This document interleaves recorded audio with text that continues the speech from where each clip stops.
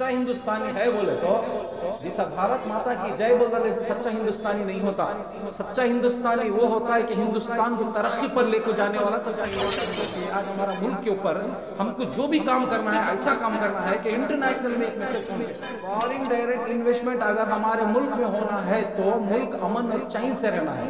Foreigner अगर आके investment अगर हमारे इंडिया में करना चाहता है तो यहाँ की हालात पर देखता है कि सुकून और चैन है क्या, फ्री है क्या, खुशहाल है क्या मुल्क। इसमें सबसे पहले हमारे इस बात को, हिजाब की बात को उलमा इकराम he is the first party. उलमा इकराम को मालूम है कुरान और हदीस और सुन्ना, कुरान और हदीस के सुनने के साथ इनकी रोशनी ले जा करके हमको हाईकोर्ट को बताने का काम पहले पेटिशनर उलमा इकराम। मैं उम्मे हमारा, आप देख रहे हैं वॉइस ऑफ बैंगलोर। आज हम टेनेंट्स एंड मोटर पार्ट्स के चेयरमैन जावेद अहमद के साथ बात करने वाले हैं हिजाब के मसले में। आइए उनसे बात करते हैं। अस्सलाम वालेकुम सर। वालेकुम अस्सलाम व रहमतुल्लाहि व बरकातुहू। सर, आज हिजाब के बारे में आप क्या बोलना चाहते हैं? बिस्मिल्लाहिर्रहमानिर्रहीम। हिजाब का इशू तो आप सब लोगों को मालूम है, एक 8-10 दिन से तो हर आदमी के मुंह में वो बात चल रही है। रही बात वो बच्ची की, जो मीडिया की रहने वाली बच्ची की तारीफ़ में तो क्या भी कुछ बोलने का है नहीं। सारी दुनिया तो तारीफ़ करी, इवन जो स्टेट, कंट्री, इंटरनेशनल कंट्री से तक काबिल तारीफ़ के अफवाहें और वो न्यूज़ वगैरह आ रही, माशाल्लाह। उनके बारे में तो कुछ बोलना नहीं है। अफसोस, एक बात का अफसोस होता है कि ये कॉन्स्टिट्यूशनल राइट है हमारा, इसको हमने हाई कोर्ट के दरवाजे से इंसाफ मांगने गए थे। वो सिंगल बेंच, ये मेरी राय है, सिंगल बेंच सुनने के बाद एक इंटीरियर ऑर्डर शायद पास कर सकते थे। मेरे हिसाब से कॉन्स्टिट्यूशनल बेंच को रेफ़र करने की ज़रूरत नहीं थी, जैसा कि चेन्नई के कोर्ट में, मद्रास कोर्ट, केरला कोर्ट से हमारे फेवर में मतलब स्टे ऑर्डर मिले थे। इंटीरियर ऑर्डर दे देना चाहिए था। I don't know why it has happened. Let we will see till, we will wait till constitutional जज। और पैशंस को साइड में रखकर सिर्फ कॉन्स्टिट्यूशन पर ध्यान दिया जाएगा। देखिए, वो बात से हमें सबको लग गया कि हमें इंटीरियर ऑर्डर मिलने वाला है करके, तो वो बात वैसी नहीं रही थी, वैसी नहीं थी। बस हमें खुश करने के लिए वो 1-2 बातें उन्होंने कह दी।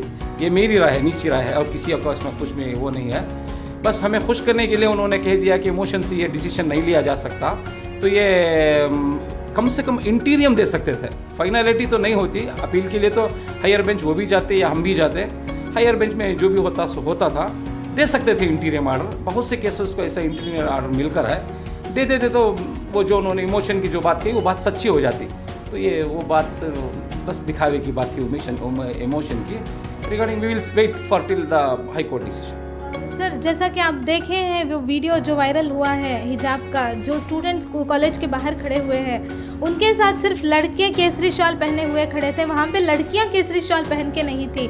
ये आप क्या कहना चाहते हैं सर? ये साजिश है या इलेक्शंस आने की वजह से ऐसा हो रहा है या अपोजिशन की कोई चाल है सर? नहीं, ये मैं साजिश तो नहीं कहता, मगर ये बहुत छोटी बात है। ये इतनी छोटी बात है, एक सच्चे इंडियन होने के नाते, जैसा कि हमने जय श्री राम का नारा लगाते हैं, जैसा कि भारत माता की जय है, अगर सही मानों में जेन्युइनली अगर कोई भारत माता की जय कहता है, जय श्री राम कहता है, तो उसका लॉन्ग रन सोच रखना चाहिए उसको। शॉर्ट रन, ये मेरी बात है। मैं कहता हूँ, जो भी कहता हूँ मैं दिल से बोलता हूँ। मेरा कोई पॉलिटिकल लिंक और महिला जैसा नहीं उठाना चाहता, दिल से बोलता हूँ मैं। अगर सच्चा हिंदुस्तानी है, हैज़ मी, जैसा मैं हूँ, जैसा सच्चा हिंदुस्तानी है, अगर सच्चा हिंदुस्तानी है बोले तो जैसा भारत माता की जय बोलने से सच्चा हिंदुस्तानी नहीं होता। सच्चा हिंदुस्तानी वो होता है कि हिंदुस्तान को तरक्की पर लेकर जाने वाला सच्चा हिंदुस्तानी होता है। ये छोटे मोटे बातों को बात का बतंगा बनाना, ये कहाँ की अक्लमंदी है?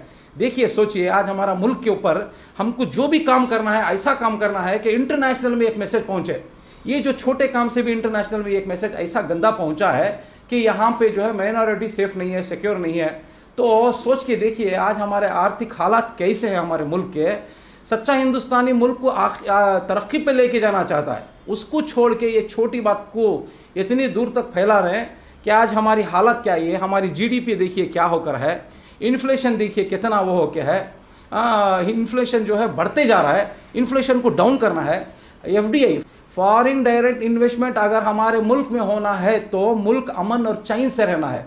फॉरेनर अगर आके इन्वेस्टमेंट अगर हमारे इंडिया में करना चाहता है तो यहाँ की हालात पर देखता है कि सुकून और चैन है क्या, फ्री है क्या, खुशहाल है क्या मुल्क, तभी वो लोग ले आके इन्वेस्ट करते हैं। सर, तो क्यों ऐसा हो रहा है सर? लोग जो छिछोरे काम जो कर रहे हैं, छोटी बात को बतंगा बना रहे हैं, ये लोग एक रॉन्ग मैसेज दे रहे हैं अगर अदर कंट्रीज़ को, इंटरनेशनल कंट्रीज़ को, कि ये इंडिया हमारा जो है चैन और सुकून और पीस और हारमोनी यहाँ पे नहीं है, आप यहाँ पे मत आइए, आप अपना इन्वेस्टमेंट लेके इधर मत आइए करके दिखा रहे हैं। सच्चा हिंदुस्तानी तो वो होता है कि उसको दिखाना चाहिए इंटरनेशनल में कि हम लोग बहुत अच्छे हैं, खुशहाल हैं, आइए हमारे यहाँ इन्वेस्ट कीजिए, हमारे मुल्क को हमको आगे लेके जाना है करके वैसा लेके आना चाहिए। वो छोड़ के ये छोटे छोटे बातों को, हमारे मुल्क को, इतना अमन परस्त मुल्क को बाहर के लोगों को दिखा रहे हैं कि हम लोग जो है यहाँ पे अमन में नहीं है।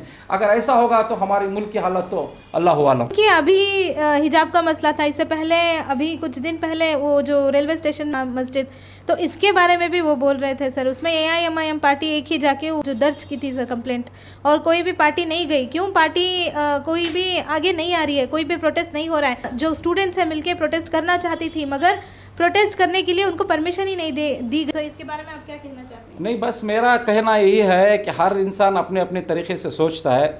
मैं यही सोचता हूँ कि ये लोगों को बिल्कुल कुछ भी काम नहीं है, छोटे बात का बतंगा बना रहे हैं।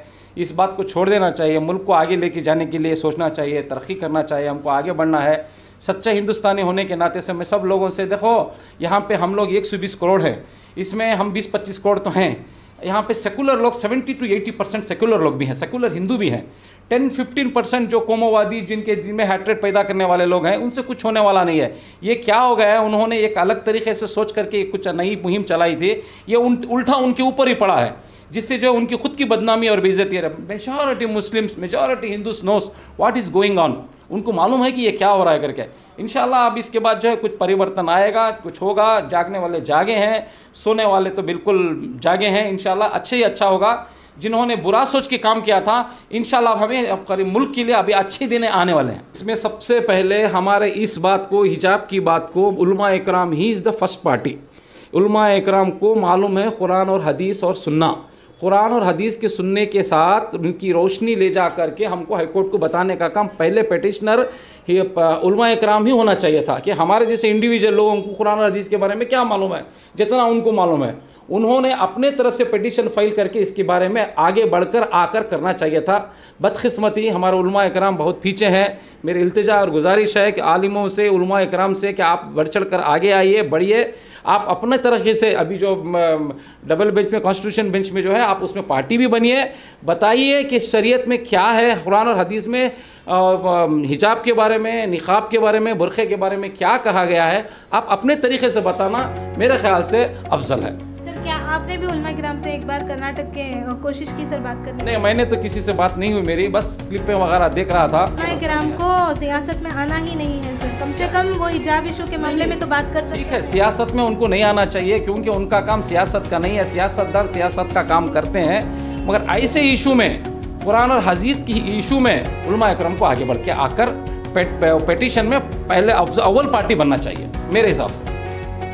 बहुत से बच्चियां हैं जो बहुत से बच्चियां अपने आप को हिजाब में रखना चाहती हैं। बहुत से बच्चियां हिजाब पहनना भी नहीं चाहते, अपने ही कौम के बच्चियां। तो हम थोड़ी उनको ज़बरदस्ती कर रहे हैं कि हिजाब आपको पहनना ही है। उनकी मर्जी है, उनकी मर्जी के वो मालिक हैं। कुछ बच्चियां पहनना चाहती हैं, अगर यूनिफॉर्म ही का दुपट्टा उन्होंने अपने सर पर हिजाब की शक्ल से पहना है तो क्या बुरा है? पहनने दो ना, ये कॉन्स्टिट्यूशनल राइट है हमारा, पहनने दो ना। मेरी गुजारिश है हमारे ऑनरेबल कॉन्स्टिट्यूशन बेंच से भी, जो भी आप फैसला कर रहे हैं, बड़े हमारी मेहरबानी से आप सोच समझ के फैसला कीजिए कि ये लॉन्ग रन का हमको सोचना है, ये आज का नहीं है। हमारी बच्चियों को हम लोग सिर्फ अपने ही कौम से और दूसरे कौम, दोनों कौम से बचाना चाहते हैं। अपने कौम से एज वेल एज दूसरे कौम से पर्दे में रहे। हम उन सब लोगों से बचाना चाहते हैं, सिर्फ अपने ही कौम से बचाना नहीं चाहते, हम दोनों की कौम से बचाना चाहते हैं। और बहुत से ऐसा भी है कि दुनिया में कि हर कौम में भी है, जैसा कि आप जानते हैं कि राजस्थान में जाकर देखिए, हर औरत अपने घूंघट को आगे निकालती है, घूंघट डालती है, अपना चेहरा नहीं दिखाती। नंस है, नंस भी अपना चेहरा नहीं दिखाती। हमारे में भी हैं, अपना चेहरा नहीं दिखाते। तो सिर्फ मुस्लिम ही को टारगेट करना, ये सरासर गलत बात है। अभी हमने बात की टेनेंट्स एंड मोटर पार्ट्स के चेयरमैन AS जावेद अहमद से। मैं उम्मे अमारा। आगे की जानकारी से जुड़े रहने के लिए देखते रहिए वॉइस ऑफ बैंगलोर। हमारे चैनल से जुड़े रहने के लिए लाइक, शेयर और सब्सक्राइब ज़रूर करें और बेल आइकन को दबाना ना भूलिए। देखते रहिए वॉइस ऑफ बैंगलोर।